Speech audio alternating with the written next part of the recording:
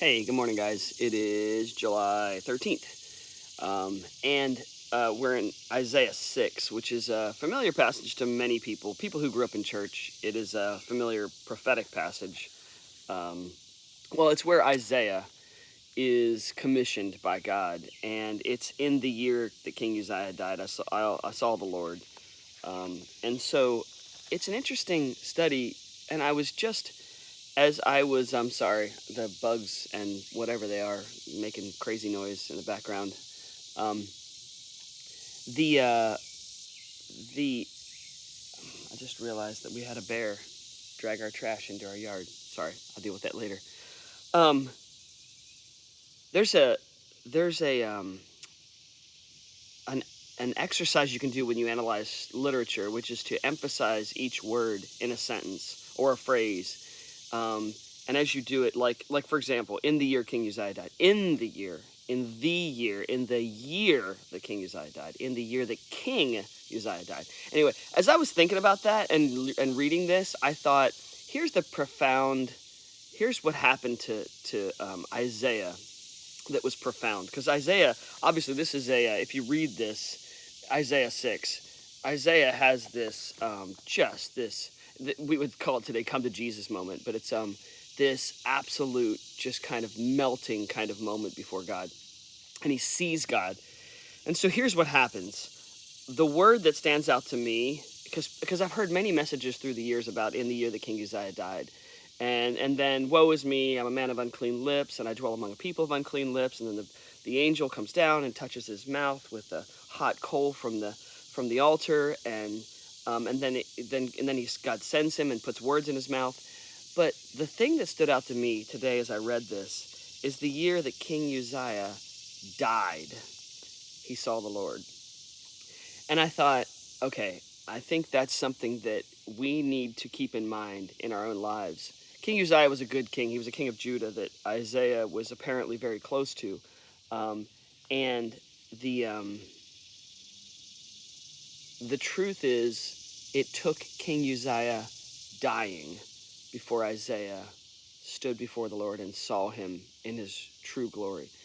And what happened is, the reason why it died is so profound is that when King Uzziah dies, he sees the eternal God. He sees the God that doesn't die. He sees the throne room that is constantly filled with the worship. Holy, holy, holy is the Lord God Almighty. The whole earth is filled with His glory. He sees the eternal when the temporal dies. And I thought, man, I think that that's so profound for us. So many things we fail to see the eternal until God removes the temporal.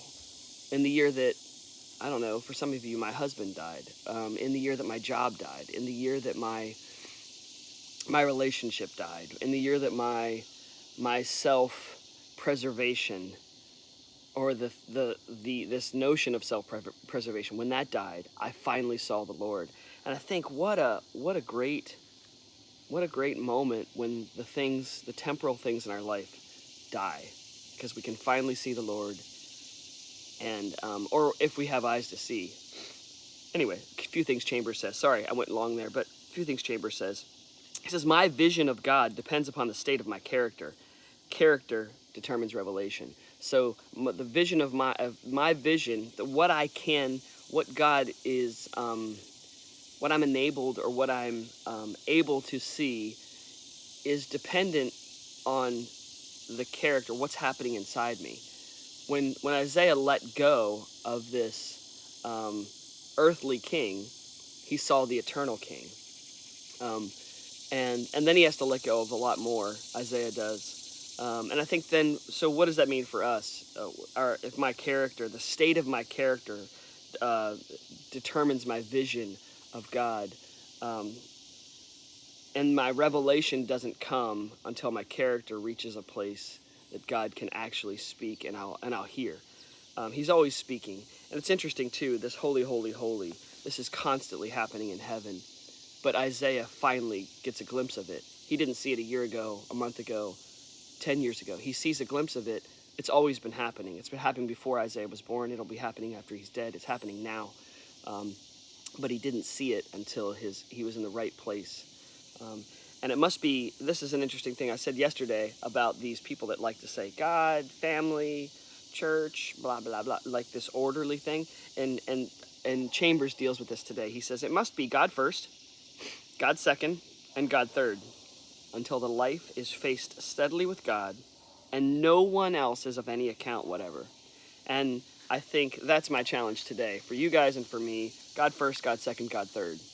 Forget family, God, country, blah, blah, blah, all that, the weirdness of prioritizing or making lists of 1, 2s, and 3s. God first, God second, God third, and then let everything else fall where it may. You guys be encouraged today.